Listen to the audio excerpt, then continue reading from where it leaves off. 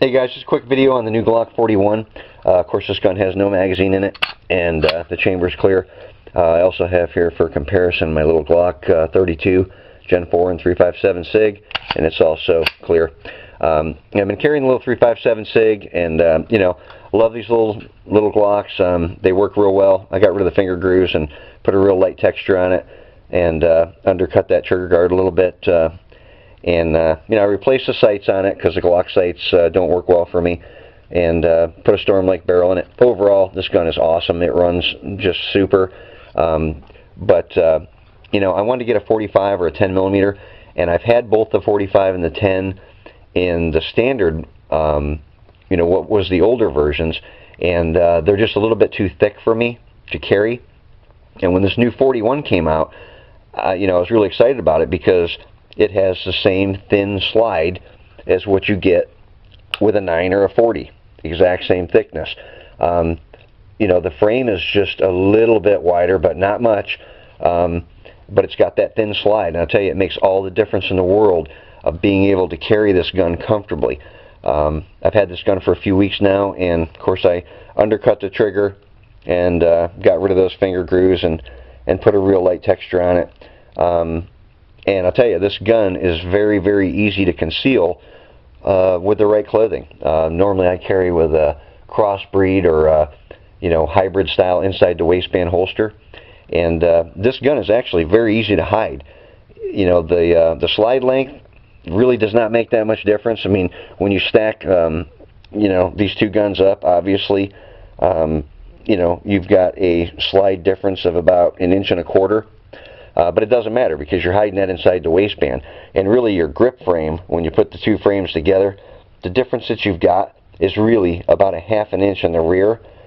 And of course the frame tapers and it's down to maybe a little bit over 1/4 inch in the front.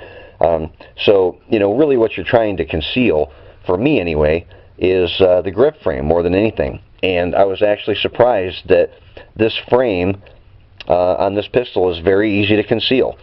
It's not so big that you can't hide it.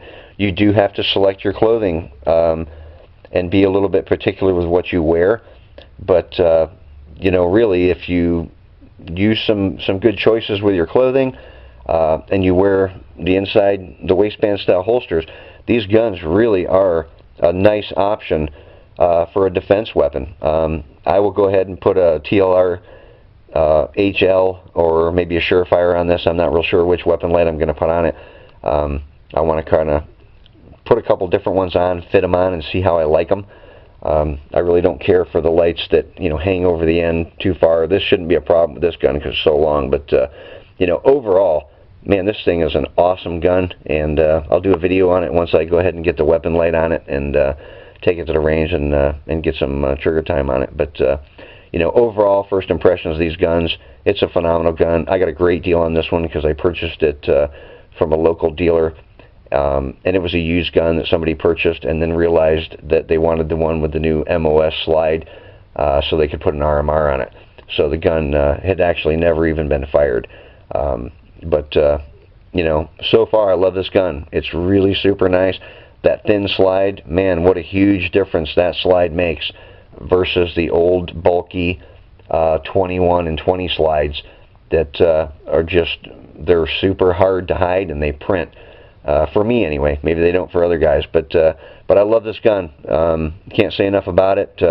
It's really exciting to have something that you can get a big bore caliber in, other than a 1911 that's still got that thin slide. I mean, I know XDS and a lot of guys make 45 ACPs in the polymer frames.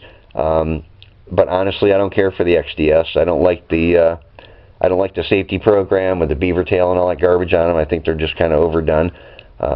You know, I think the smartest safety is don't put your finger in the trigger guard unless you plan on actually firing the weapon, and it seems to work pretty well. It's worked for hundreds of years. So, but overall, guys, really nice gun. If you can get a chance to get your hands on one and shoot one, definitely go run it because it is a really, really nice firearm.